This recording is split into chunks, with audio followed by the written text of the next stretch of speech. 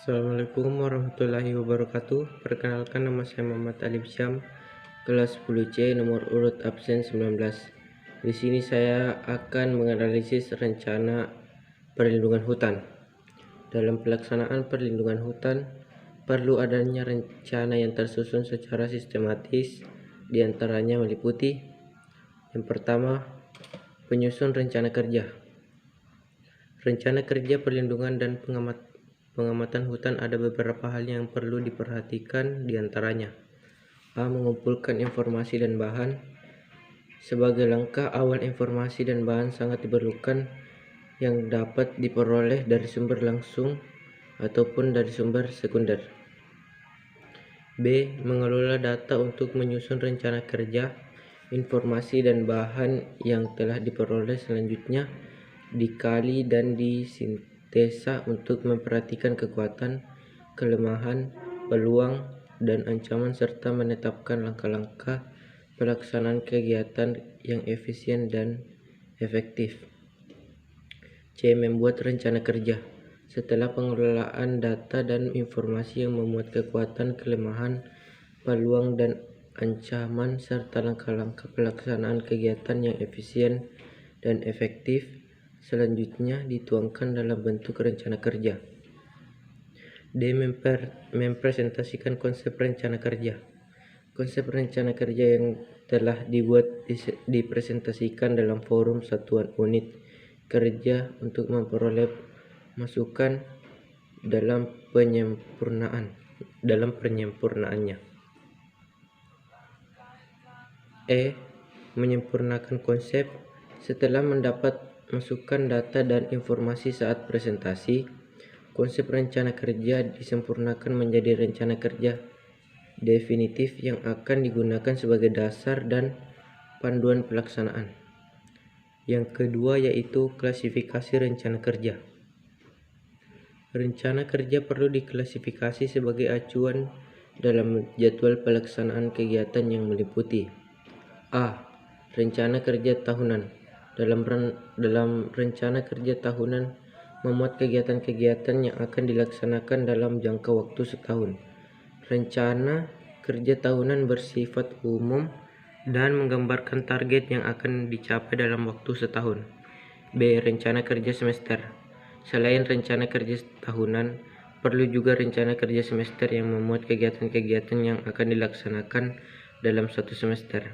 Rencana kerja ini merupakan penjabaran dari perencanaan kerja tahunan yang bersifat lebih rinci. C. Rencana kegiatan. Rencana kegiatan merupakan penjabaran yang sangat rinci dari setiap kegiatan yang termuat dalam rencana kerja.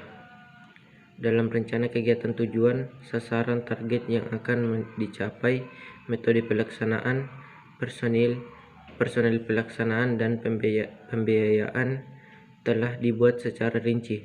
Jadi rencana kegiatan merupakan dasar dan panduan pelaksanaan suatu kegiatan. 3.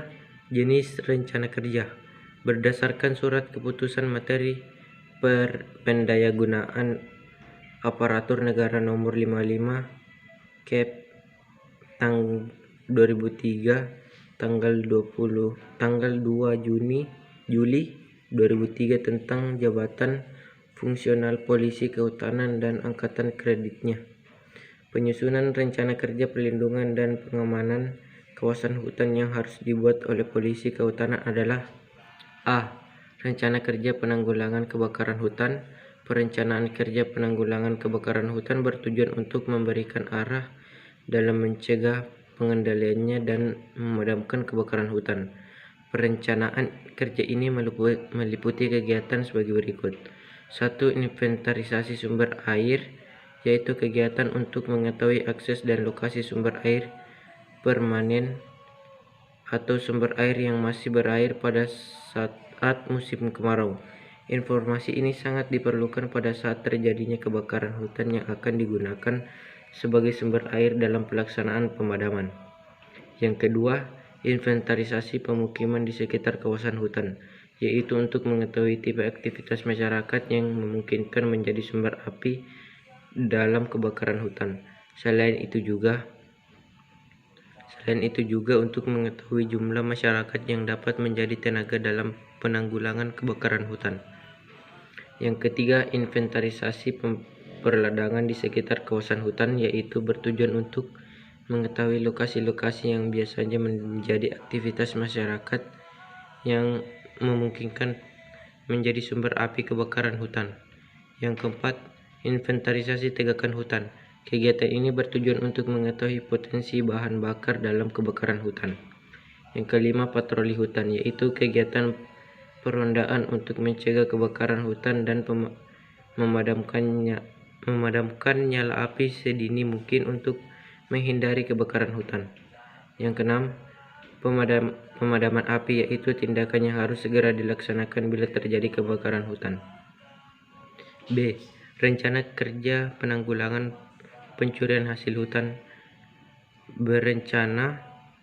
Perencanaan kerja penanggulangan pencurian hasil hutan bertujuan untuk memberikan arah dalam mencegah dan memberantas pencurian, penebangan liar dan kawasan hutan termasuk peredarannya, di mana perencana kerja ini meliputi kegiatan sebagai berikut.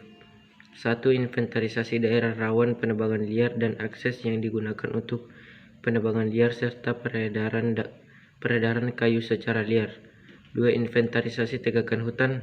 Kegiatan ini bertujuan untuk mengetahui potensi kayu dan nilai ekonomis hutan. Yang ketiga, penjagaan dan patroli hutan, yang merupakan kegiatan perondaan untuk mencegah terjadinya pencurian hasil hutan dan penebangan liar serta peredaran hasil hutan secara liar.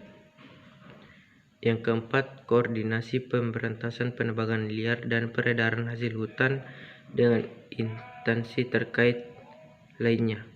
5. Rencana pelaksanaan operasi fungsional, operasi gabungan dan operasi khusus pemberantasan penebangan liar di dalam kawasan hutan dan peredarannya. C. Rencana penanggulangan perambahan hutan.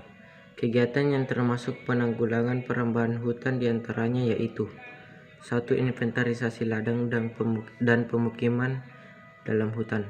Kegiatan pengumpulan data dan informasi yang meliputi jumlah unit ladang, luas ladang, pemilik ladang, jumlah pemukiman dan masyarakat yang berada dalam kawasan hutan. 2. Inventarisasi pemukiman sekitar kawasan hutan, meliputi jumlah unit ladang, luas ladang, pemilik ladang, jumlah pemukiman, masyarakat yang berada di sekitar batas kawasan hutan, aksesibilitas, dan lain-lain. 3. Penurunan perambahan dari dalam kawasan hutan merupakan kegiatan yang telah dikoordinasi dengan pemerintah daerah untuk mengeluarkan perambahan dari kawasan hutan. D. Rencana penanggulangan hama dan penyakit. Kegiatan yang meliputi penanggulangan hama dan penyakit di kawasan hutan diantaranya adalah 1. Inventarisasi tumbuhan eksotik. Kegiatan ini bertujuan untuk mengetahui jenis tumbuhan yang tidak asli setempat yang memungkinkan menjadi gulma bagi tanaman lain. 2. Inventarisasi satwa eksotik. Kegiatan pengumpulan bahan dan informasi yang berkaitan dengan adanya satwa bukan lokal yang memungkinkan menjadi sumber hama bagi tanaman hutan. 3. Inventarisasi satwa liar yang populasinya melimpah dan telah menyebabkan kerusakan tegakan hutan. 4. Monitoring kesehatan tegakan hutan dari waktu ke waktu. Sekian penjelasan saya. Saya akhiri dengan ucapan Assalamualaikum warahmatullahi wabarakatuh.